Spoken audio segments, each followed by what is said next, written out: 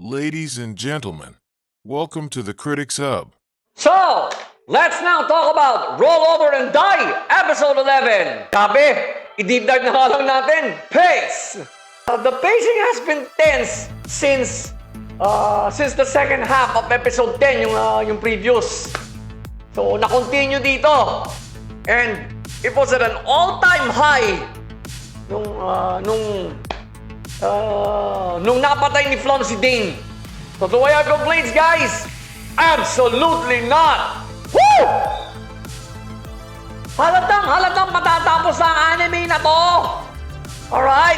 And, for all we know, kasi wala pa finale Flom might be getting her revenge na.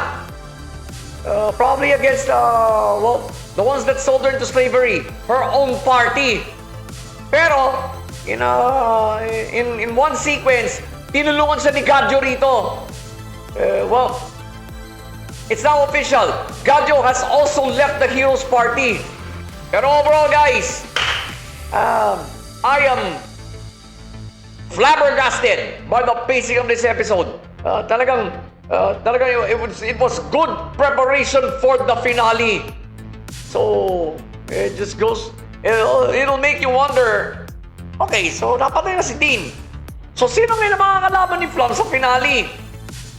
Para ma-rescue niya yung kanyang unofficial new party. So, sila Milkit, si Sarah, si Ink, sino ba? Si Eterna. So, yeah, well, that's yet to be seen. Now, for the two sequences that we collectively call the flow. First gear shift. Actually, itong dalawang ito, puro no-brainer to eh. So, the first gear shift was when, Dane kidnaps Ink. It triggered the entire episode, folks. No-brainer.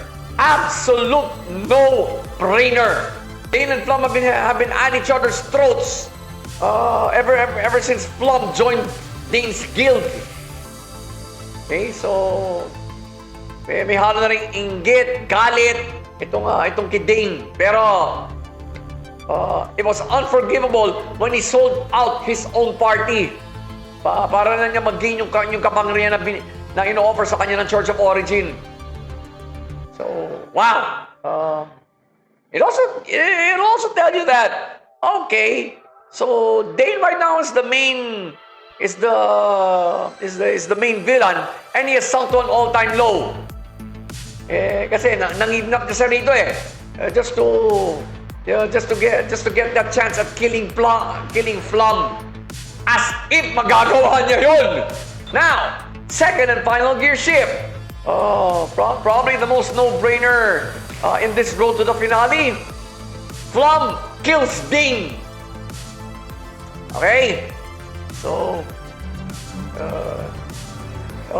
arguably the most satisfying gear shift in this entire anime. Kasi, nagpang-abot ng ang dalawang magkalamang mortal dito Alright? So, wow! Bad blood at an all-time high. Grudges at an all-time high. Na capture lahat doon sa isang gear shift na yon. So, need I say more? Pero guys, will it be enough for you to totally understand this episode going into the finale at least? No! You're going to miss out on on the events leading to this final confrontation between Flom and Dane.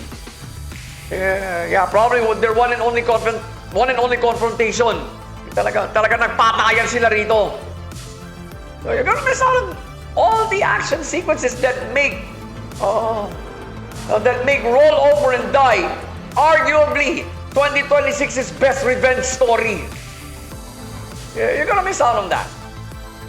Now, plot-wise, maraming backstory sequences pero they're all flashback in nature Therefore, planchado ang plot, guys. Alam nyo, if you cinch in a side story or backstory sequence na wala sa lugar, it will ruin an episode's momentum going into the final scene at least. Alright? So, wala eh. Hindi ganun ang nangyari dito. All the backstories, all the flashback sequences here were well-timed. Talagang habang kinikwento ng narrator, habang kinikwento rin ni Flum. So, you won't lose track of anything here. Right? Those flashback sequences were merely to enhance the narration that's coming from the characters themselves. Yun lang ang function yan. Kaya, don't worry guys. Napaka-planchado ng plot ng episode na to. Deserving of an episode that's on the road to the finale. Well, as I said just a while ago, magandang preparasyon ito for the anime's finale next week. As of this recording. So, pace, flow, and plot all came together and I'm beating my chest right now so that I can mentally and possibly physically prepare myself for the finale of this anime. So, roll over and die, episode 11.